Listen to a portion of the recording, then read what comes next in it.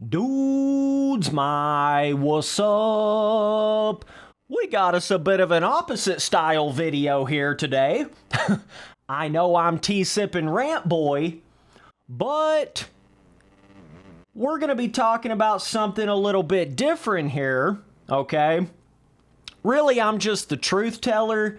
Everybody thinks I'm just big hater boy, rant boy. All I ever do is talk negative about everything. Okay, but really it's just the truth spitting, all right? But this is one of those videos where I want people to understand that I genuinely believe that Supercross 25 could be the best Supercross game we have ever seen. And I mean it, bro. I know it seems like I'm a milestone hater, and I'm a this hater, and I'm a that hater, just because I tell the truth about it. Funny how that works. But, truthfully though, Supercross 25 has all of the ingredients, all of the potential, ride that bike to its full potential, boy. It's got everything going for it.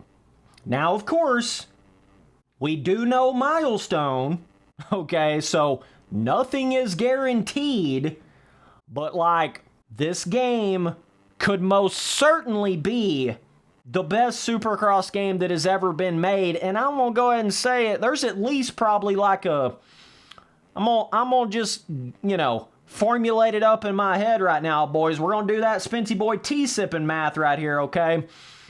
I'm going to give it at least a 69% chance of being the best Supercross game ever made.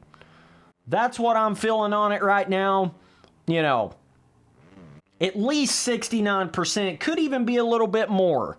But that's my actual honest opinion on it. I really think Milestones could have that shit cooking up right now. Could really have something going here.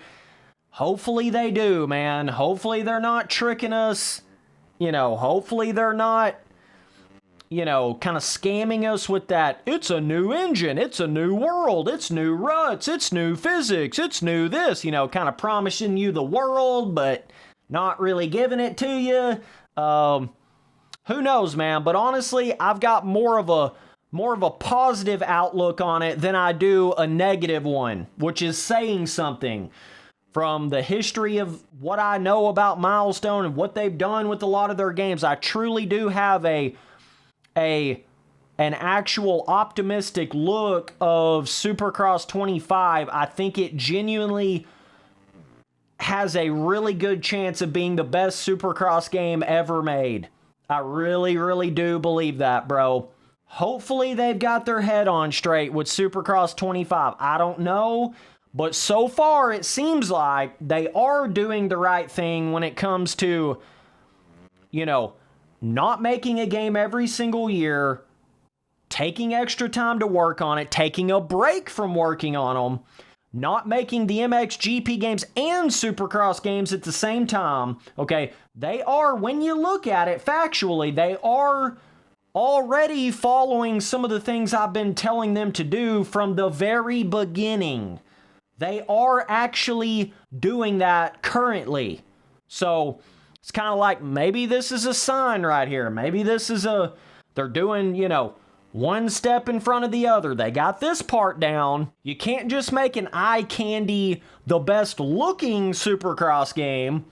That's not how it works. You got to have that combo of, if you're going to have the new Unreal Engine 420, okay, well, then you've got to have, it's got to not only look better, it's got to actually play better. It's got to have better gameplay elements. You can't just have it visually look better, but then still be shitty-ass gameplay, shitty-ass terrain deformation.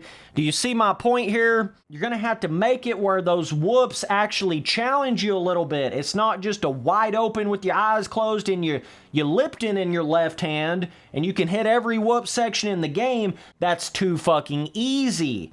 That's not just, well, we're making it for, the majority of the player base. No, you're making it for a 2-year-old that is literally playing the game on their mom's iPhone.